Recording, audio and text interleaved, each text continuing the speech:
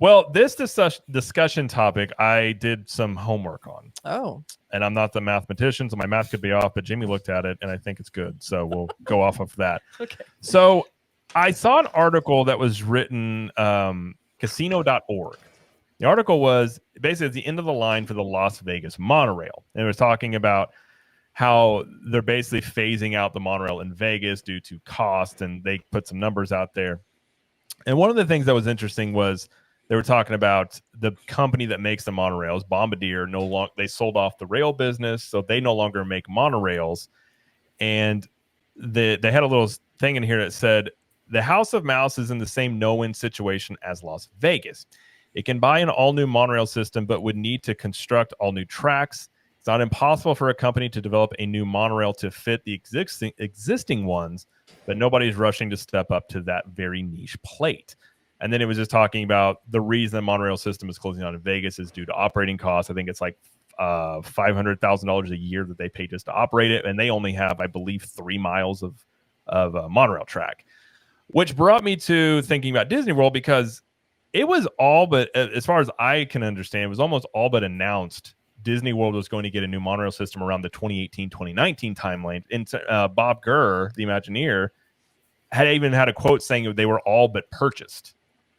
And then something happened. It was around the same time where we were going to get that theater in Magic Kingdom as well. Was it the pandemic? It was before the pandemic, but I think it nixed. Okay.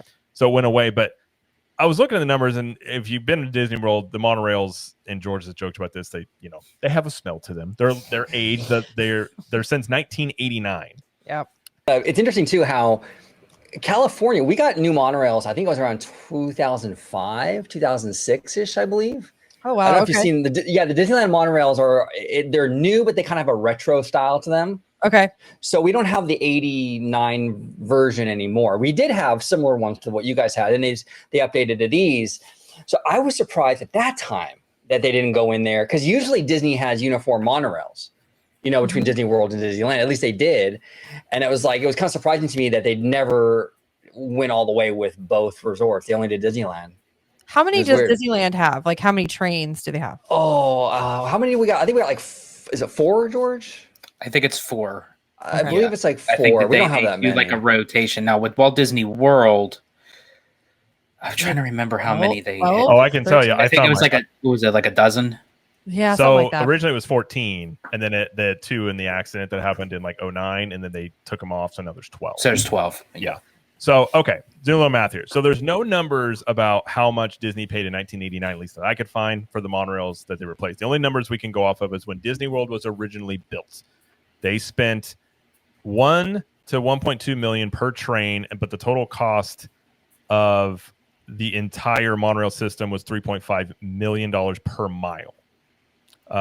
So the whole thing was around $23 million to build it in 1970. So if we use inflation, accounting for all those things like that, and we look at, let's say they buy 12 more. In today's numbers, to replace the current fleet of 12 trains, it would cost $115 million.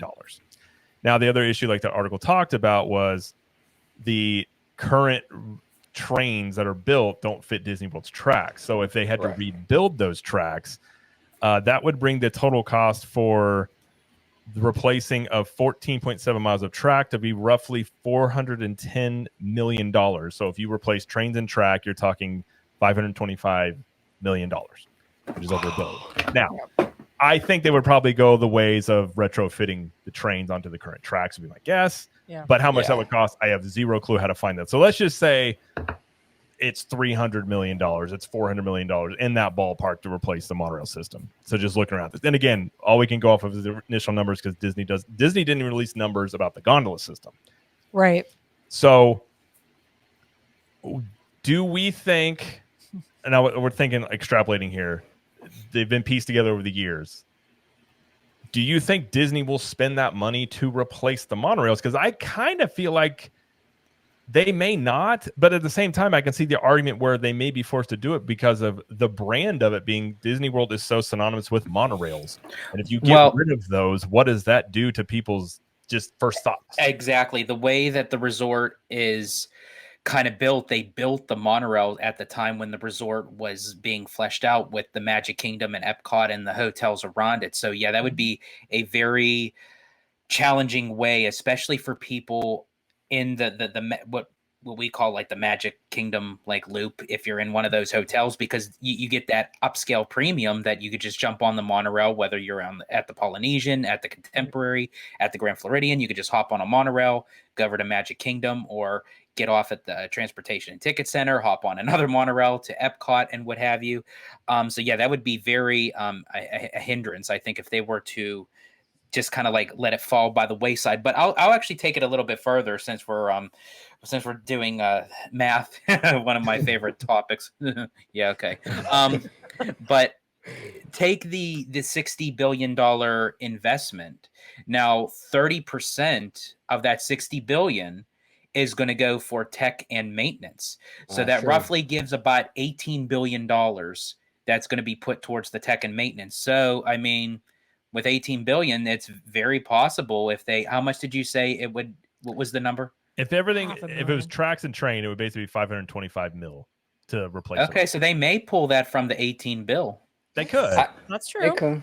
My whole thinking on it was, well, and if you look at the gondola, and this is just going off of other systems that were similar built to the Skyliner, it's the guesstimate there that probably cost Disney $112 million to build the Skyliner system in that range. So you're talking something a fraction of the cost. I'm just curious if you look like, say, Epic Universe, that whole park cost $1 billion. Does Disney want to put that much money into something that doesn't have a direct ROI? But Right. I think the only reason they would potentially do it would be the unknown of they're so synonymous with Disney, they may be forced to do it. Because what would people do if you just said, oh, yeah, and then like, what do you do with the Contemporary? You know, what do you do? Like, have the gondola system just go through there, like roughly go through? I feel like it just wouldn't fit. It's real slow. What they built. And it's funny because Universal doesn't have this type of problem. Like Disney, monorails are very innovative. Walt kind of, I don't know if Walt, he didn't create them, but I think he didn't create them. It was back in like the 1930s or 40s that there was like a type of style. So he left it up to Bob Gurr, and Bob Gurr kind of made it futuristic. So they were kind of like just like a trolley train type of thing. But Bob Gurr was the one that kind of gave it like that spaceship kind of front with the fins that come down that hide the track and what have you. That was all Bob Gurr. But to your statement towards just the Skyliner. Now, I personally love the Skyliner. I could ride that thing all day. However, now this could be to the argument where the monorail is high up, on a track. However, when you're in the monorail, there are people that, have like a type of fear of heights or what have you, or, being like boxed in. But on a monorail, they're perfectly fine because they don't necessarily have to like look up. But when you're in that Skyliner, in like that box, and you're kind of looking out, and you're going across on a cable. Yep. And I'm the same way. As long as that thing doesn't stop, and the minute it stops, I'm just like, I'm very claustrophobic. Like I don't like elevators, and so, like I'm with you. Like I'm good in there, but if it stops and we don't know when it's going to start up again, the panic will set in, I wouldn't. And you're right. Monorails are much more like 4-quadrant. Like everyone can kind of do it. Like the gondolas feel a little bit more thrilling and a little bit more like people are going to have issues, definitely issues. My issue with it would be not the fact that it's stopping, because this would just be my luck.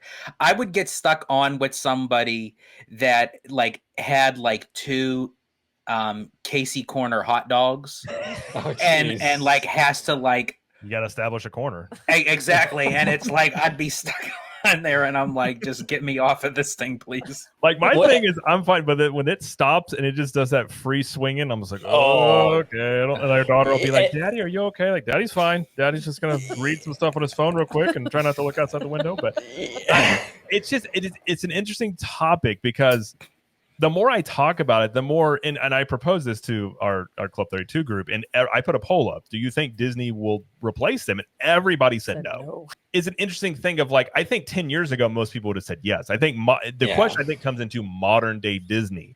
Do they do it?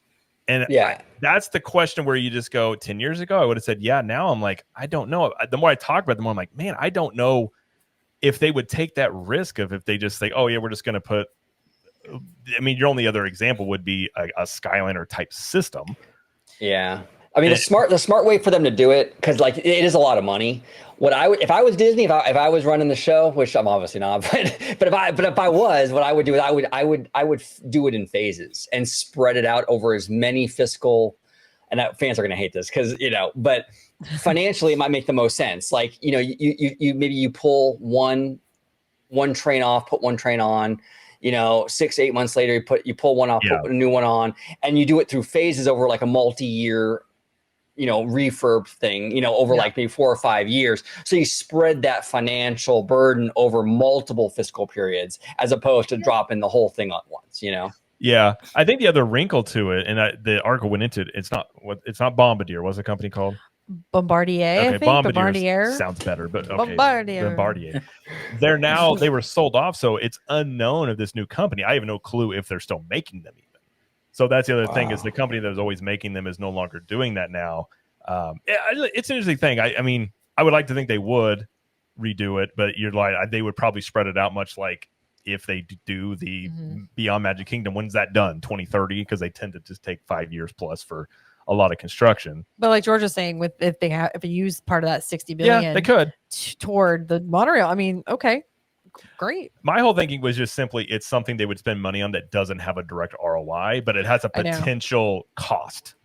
I guess that would be your ROI, would be maintaining your brand identity and not having that massive potential hit on the, I guess you would just say it's a brand thing, brand identity, brand awareness of what they're synonymous with. I mean, Disney World people are synonymous with getting on the monorail and going places. But think about if they didn't do the monorail again, or didn't like the trains just stopped working, or they just didn't use it anymore. Like the track goes inside Epcot. Would they have to just bulldoze it all in Epcot? Would it just stand there abandoned? There's probably stand there abandoned. And I think people have already seen enough of the construction walls at Epcot to see anymore. And here's the other thing too, though. It's also a selling point for a lot of these hotels. Yes. Like the Contemporary, it drops you off right there. Right, goes through it. So I mean, it goes through it. I mean, the more I talk about it, the more I think that they'll probably have to pony up the money to do it. I just think they're gonna it's like they're just gonna tight fist it, hand it over because they don't want to. But it's interesting. I just saw that article and I saw some numbers they put up there, and I was just like, how much would it cost? And I was like, oh, that's a lot of money. So I don't know if Disney will hear this or not, but there you go. We did some math for you. I wouldn't trust my math though. I would get it double checked. That was me. But